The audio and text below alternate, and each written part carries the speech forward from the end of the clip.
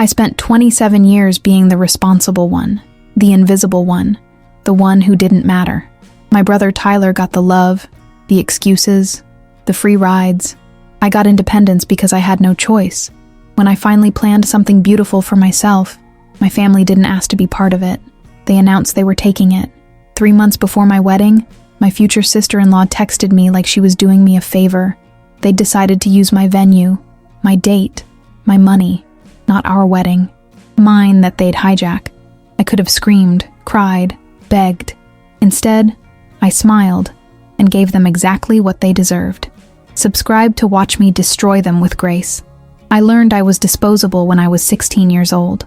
That was the year my father died of a heart attack in the garage, clutching his chest while changing oil in our tired sedan. I found him there, his eyes already empty, his hand still warm. My mother Carol screamed for exactly 4 minutes before her grief calcified into something harder, something that would shape the next decade of our lives. She looked at my 13-year-old brother Tyler with his confused tears and soft jaw, and she made a decision. He would never suffer.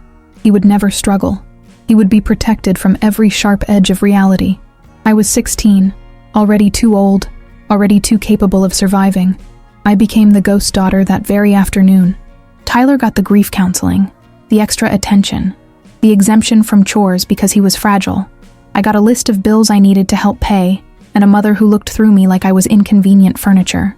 Dad's life insurance and pension went into an account Carol controlled with religious fervor, doling it out to keep Tyler comfortable while I worked weekend shifts at a grocery store to buy my own school supplies. I watched my brother transform from a normal kid into something softer, weaker, more entitled with each passing month.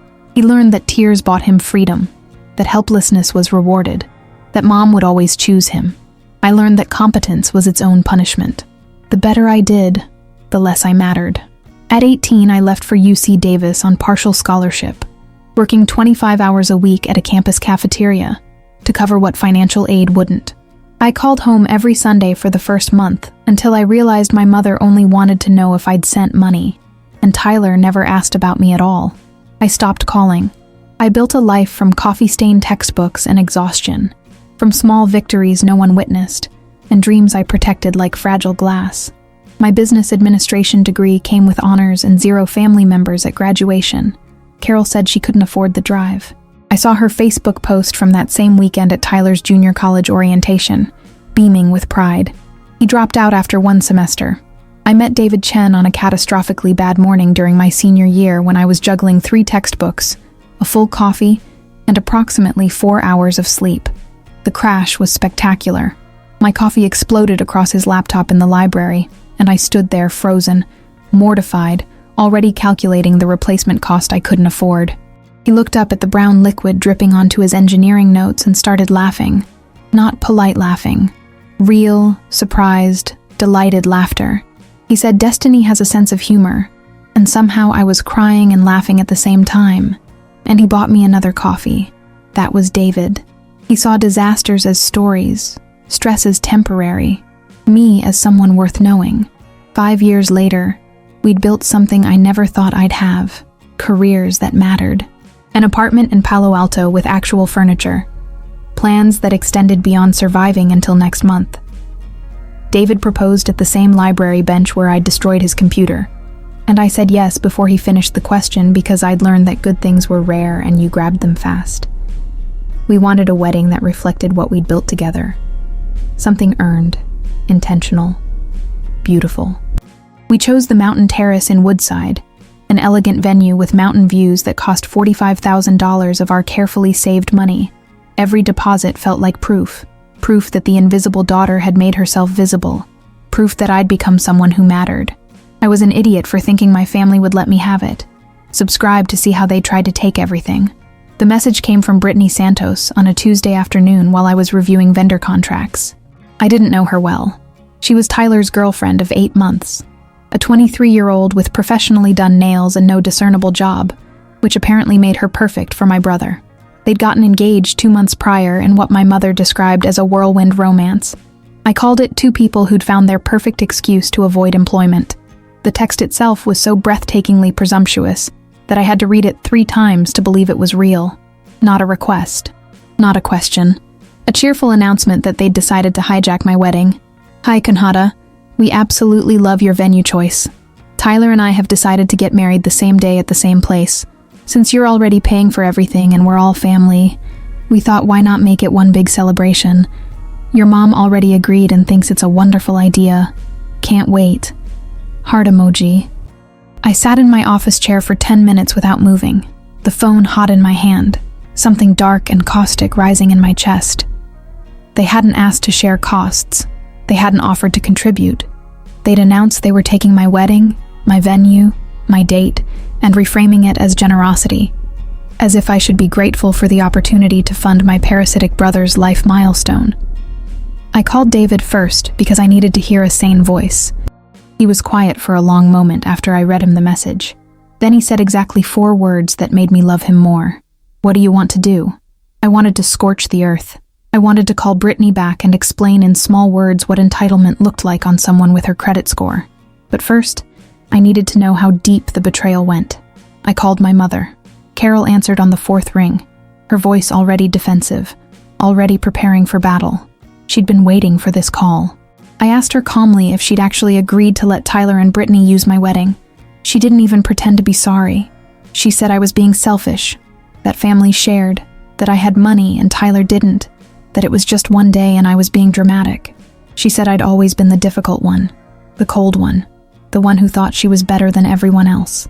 I felt something break in my chest that I hadn't realized was still intact. Some small hope that maybe my mother had loved me quietly in ways I hadn't noticed. That conversation killed it. She hadn't called to ask me.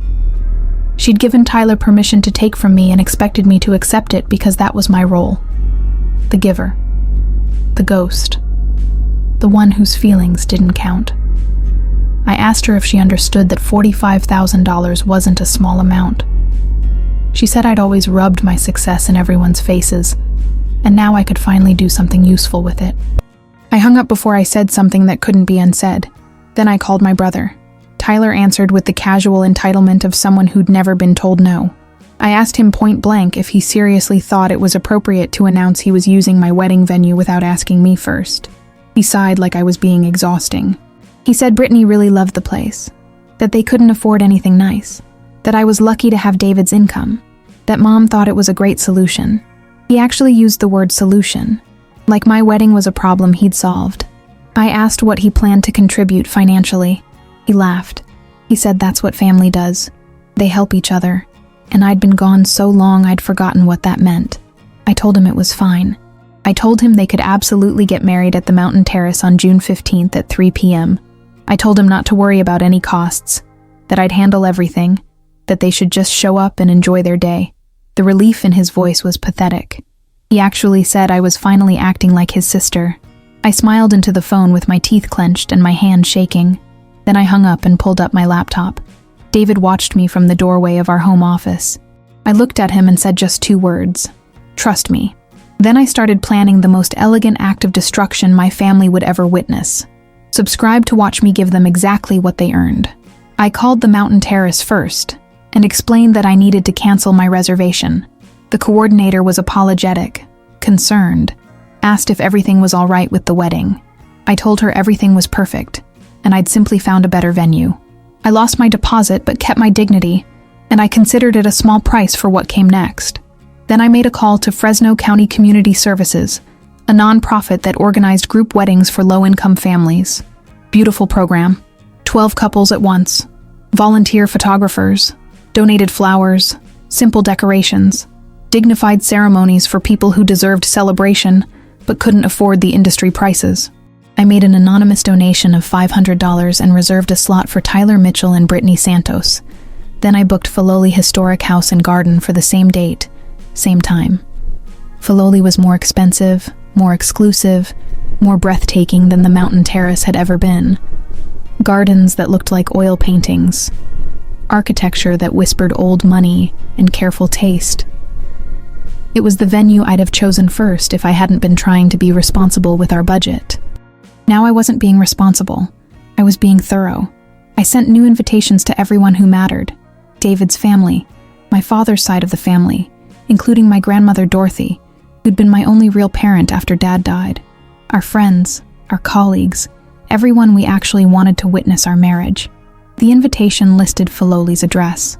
For my mother's side of the family, I sent different invitations confirming the original information. The Mountain Terrace in Woodside, June 15th, 3 p.m. I called my mother personally to confirm she'd received it. She was sugary sweet now, convinced she'd won, convinced I'd learned my place in the family hierarchy. She asked if I needed help with anything. I told her everything was handled, and she should just bring herself and anyone she wanted from her side of the family. She said she was proud of me for finally understanding what family meant. I said I understood perfectly. Then I called my grandmother Dorothy and told her the truth. Dorothy laughed until she cried. At 78, she'd watched my mother destroy Tyler with enabling love and neglect me with indifference for over a decade. She'd tried to intervene when I was younger, but Carol had frozen her out, weaponized access to grandchildren, played the grieving widow card until Dorothy backed off to keep the peace. Now Dorothy listened to my plan with pure delight in her voice. She said my father would have been proud. She said Tyler had been ruined by comfort, and Carol by her own bitterness. And sometimes the only teacher left was consequences. She asked what she could do to help. I told her just to come to Filoli and watch me marry a man who actually chose me. The next 3 months were a masterclass in deception. I confirmed details with Tyler and Brittany about the Mountain Terrace, while secretly coordinating everything at Filoli. I let my mother spread word to all her relatives about the big family wedding. I watched them post excited comments on Facebook about the elegant venue and the generous bride. I smiled through every passive-aggressive comment about how I was finally being less selfish. Tyler asked me once if I was sure about combining the weddings. I told him I'd never been more certain of anything. He looked almost grateful, which made what was coming even sweeter. David asked me twice if I was really sure about this level of nuclear revenge. I told him my family had spent 27 years teaching me I didn't matter. I was simply returning the lesson with interest. He kissed my forehead and said he'd never been more attracted to me. We spent those 3 months planning the wedding I actually wanted. String quartet, French lace for my dress, imported roses, a photographer who'd shot magazine covers, menu tastings with wine pairings. Every detail perfect because it was mine, truly mine, with no parasites attached. On June 14th, the night before the wedding, I slept perfectly. No guilt, no second thoughts, just cold, clean anticipation. Subscribed to see them realize they never mattered at all. June 15th arrived with California sunshine that felt like vindication. I woke up at Filoli's bridal suite at 7 a.m., my grandmother already there with coffee and a smile that understood everything. David was in the groom's quarters across the garden, probably pacing with nervous energy that had nothing to do with doubt and everything to do with witnessing what I was about to execute. My bridesmaids arrived at 8, friends from college and work who knew the whole story, who'd watched me build myself from nothing while my family took credit for my DNA. They helped me into the French lace dress that cost more than Tyler had earned in the past year. It fit like armor. At the Mountain Terrace, 8 miles away, my mother was arriving with Tyler and Brittany in tow, along with 40 relatives from her side of the family. I knew this because I'd hired someone to document it, a friend of David's who owed us a favor and owned a decent camera. He was positioned in the parking lot, capturing everything. I watched the footage later, and it was more beautiful than I'd imagined.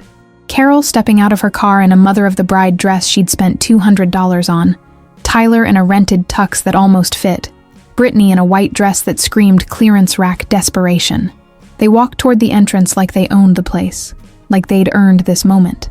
What they found instead was a banner stretched across the entrance that read, Fresno County Community Wedding Event, celebrating love for all families. The decorations were simple, tasteful, appropriate for a nonprofit event. Folding chairs arranged in neat rows, donated flower arrangements in modest vases, 11 other couples milling around in various states of wedding attire, some clearly handmade, some borrowed, all of them genuine people who'd worked hard and deserved this moment. A volunteer coordinator with a clipboard approached my family with a smile so sincere it must have felt like a slap. I can only imagine the confusion turning to horror on their faces. Tyler apparently grabbed the coordinator by the arm and demanded to know what was happening. The coordinator, bless her, remained professionally cheerful and explained that this was the community wedding event, that Tyler Mitchell and Brittany Santos were registered participants thanks to a generous anonymous donation, and that all 12 couples would be married together in a beautiful ceremony starting in 30 minutes. She showed him the paperwork, his name, Brittany's name, the $500 donation made in their honor. My mother, according to my documentarian, turned a shade of red that suggested cardiovascular concerns. She started screaming that there'd been a mistake, that her daughter had booked this venue, that this was supposed to be an elegant private wedding. The coordinator checked her tablet with increasing confusion and explained that the venue had been reserved months ago for this community event, that no private wedding was scheduled, that perhaps there'd been a miscommunication. The other couples were starting to stare. Tyler's invited guests, my mother's relatives dressed in their wedding finest, began to understand they'd been duped. Phones came out. Frantic calls to me started flooding in. I'd turned my phone off at 6 a.m. At Filoli, I was having my makeup done by a professional who specialized in bridal work for magazine shoots. Completely unreachable, blissfully aware that 8 miles away, my family was experiencing the exact humiliation they'd tried to force on me. Brittany apparently started crying, her mascara running in black streams that ruined whatever marginal prettiness she'd achieved. Tyler stood frozen, his mediocre brain trying to process that his sister had outmaneuvered him so completely he hadn't seen it coming. My mother demanded to speak to a manager, then demanded to see reservation records, then threatened to call the police for fraud. The coordinator, patient as a saint, explained that everything was legal and documented, that the anonymous donor had been very specific about wanting Tyler and Brittany to have this opportunity, and that refusing to participate after all these families had gathered would be incredibly disrespectful. The trap closed beautifully. They could leave and face 40 witnesses to their humiliation, or they could stay and get married in a group ceremony that screamed charity case. Subscribe to see what I built while they scrambled. At Filoli, I was walking through gardens that belonged in European postcards, my hand tucked into my grandmother's arm, my bridesmaids trailing behind in sage green silk that complemented the landscape like we'd planned it with nature itself. The string quartet was playing something classical and soaring. 120 guests were seated in white chairs arranged in a semicircle around an arch, woven with white roses and trailing greenery. David stood at the altar in a tailored navy suit that made him look like he'd stepped out of a different, better world. When he saw me, his face did something that made 3 of my bridesmaids cry. Pure recognition, pure choice. This man had chosen me knowing everything about where I came from. The ceremony was everything a wedding should be. Words that mattered spoken by an officiant who'd met with us 3 times to understand our story. Vows we'd written ourselves that made people laugh and cry in equal measure. David promising to always see me, to always choose me, to build a family with me that had nothing to do with biology and everything to do with intention. Me promising to trust him, to let him carry half the weight, to believe I deserved the goodness he offered. When he kissed me, the applause echoed off the historic mansion behind us. My grandmother was weeping openly. David's parents were beaming. Our friends were cheering like we'd won something important. We had. The reception was held in Filoli's ballroom, a space with vaulted ceilings and windows that framed the gardens like living art. The caterer we'd hired had prepared a menu that tasted like we'd imported a Michelin restaurant. Filet mignon with truffle reduction, Chilean sea bass with lemon butter, a salad with ingredients I couldn't pronounce but that tasted like summer. The wedding cake was 4 tiers of architectural perfection, decorated with sugar flowers so realistic guests kept asking if they were real. Our photographer moved through the crowd like a ghost, capturing moments I'd frame forever. Me laughing with my college roommate, David dancing with his mother, my grandmother giving a toast about how my father would have loved this day. Meanwhile, at the mountain terrace, Tyler and Brittany were being herded into position with 11 other couples for a group ceremony. My spy sent me photos later that I treasure like fine art. Tyler in his expensive rental tux standing next to a construction worker in a borrowed suit. Brittany in her clearance dress, next to a woman in a traditional Mexican wedding gown her grandmother had embroidered. My mother sitting in a folding chair surrounded by her relatives, all of them dressed for elegance but receiving efficiency. The ceremony itself was lovely in its way. The officiant spoke about love transcending economic circumstances. All 12 couples said their vows simultaneously in a chorus of promise. It was dignified and meaningful for everyone except the 2 people who'd tried to steal what they hadn't earned. The photos my family took that day told a story they couldn't control. Every picture screamed charity case. Tyler and Brittany posing with other couples they didn't know, their expensive attire making them look tone-deaf and privileged in a space meant for people with actual struggles. My mother's relatives in the background looking confused and angry. The simple decorations and folding chairs and donated flowers, creating a visual narrative of low-budget necessity.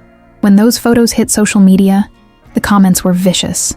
People Tyler knew from high school asking why he'd chosen such a weird venue. Family friends expressing confusion about the group wedding. One particularly cruel comment asked if the family had financial problems they should know about. At Filoli, we danced until midnight under string lights that looked like captured stars. David and I had our first dance to a jazz singer we'd hired who had a voice like smoke and honey. His parents danced. My grandmother danced with David's grandfather, two old people who understood that family was what you built, not what you inherited. Our friends filled the dance floor with the kind of joy that comes from witnessing people you love choose each other well. When we finally left, petals rained down from our guests' hands, and we drove away in a vintage car David had rented, headed to a hotel suite that cost more per night than Tyler's monthly income. I didn't think about my mother's side of the family once, subscribed to see them come for explanations they didn't deserve. 3 days after the wedding, while David and I were still in our San Francisco hotel suite before our flight to Italy, they came. My mother, Tyler, and Brittany showed up at our Palo Alto house at 9 a.m., which I knew because our security camera alerted me. They rang the doorbell 17 times. They knocked hard enough I was surprised the door held. They called my phone from 3 different numbers, leaving voicemails that escalated from confused to angry to threatening in the span of an hour. We were supposed to fly out that afternoon. I'd planned to ignore them entirely, but David, who understood me better than I understood myself sometimes, said I'd regret not facing them, not for their closure, for mine. We drove back from San Francisco in silence, David's hand on my knee, both of us knowing this confrontation would be ugly in ways my family specialized in. They were still there when we pulled up, sitting on our front steps like protesters, looking entitled even in their fury. My mother stood when she saw us, her face a mask of righteous anger that would have worked on me when I was 16. Tyler looked sullen and confused, like a child who'd been punished for something he couldn't comprehend. Brittany just looked embarrassed, which suggested she might be the only one with functioning self-awareness. I got out of the car slowly, David flanking me like a bodyguard, and faced the people who'd birthed me but never bothered to raise me. My mother started screaming before I reached the steps, demanding to know what I'd done, why I'd humiliated them, how I could be so cruel to my own family, where the real wedding had been, who I thought I was. The words came like projectiles, meant to wound, meant to make me defensive and apologetic. Years ago, they would have worked. I would have shrunk and explained and tried to justify my existence, but I'd spent a decade building a spine they knew nothing about. I let her finish. I let her exhaust herself with accusations. Then I spoke in a voice so calm it seemed to physically stop her momentum. I told her I'd given Tyler and Brittany exactly what they'd contributed to my wedding. Nothing dressed up as something. Tyler found his voice then, whining about how I'd lied to them, how I'd set them up, how everyone was laughing at him now. I asked him if he remembered texting me that he was taking my venue. Not asking. Taking. He stammered that it wasn't like that Mom had said I'd agreed, that it was supposed to be a family thing. I asked him how much money he'd offered to contribute. Silence. I asked him if he'd considered that $45,000 was a year of my savings and David's combined. More silence. I asked him when exactly in his 24 years he'd ever done anything for me that didn't benefit him. His face colored, but he had no answer because there wasn't one. Brittany tried a different approach, tears starting up again, saying she didn't understand why I hated them so much. I told her I didn't hate them. Hate required caring. I told her she'd sent me a text announcing she was taking my wedding like she was doing me a favor, and that level of entitlement deserved a proportional response. She said she'd thought we were family. I laughed at that, a sound with no humor in it. I told her my family was standing next to me in the form of my husband, and everyone else was just people who shared some DNA and a history of disappointment. My mother called me a monster. She said I'd always been cold, always been selfish, that she'd raised me better than this. That's when something broke. Not in me, in my restraint. I told my mother she'd raised me to be invisible, that from the day Dad died, She'd poured all her love and resources into Tyler while treating me like an obligation she resented.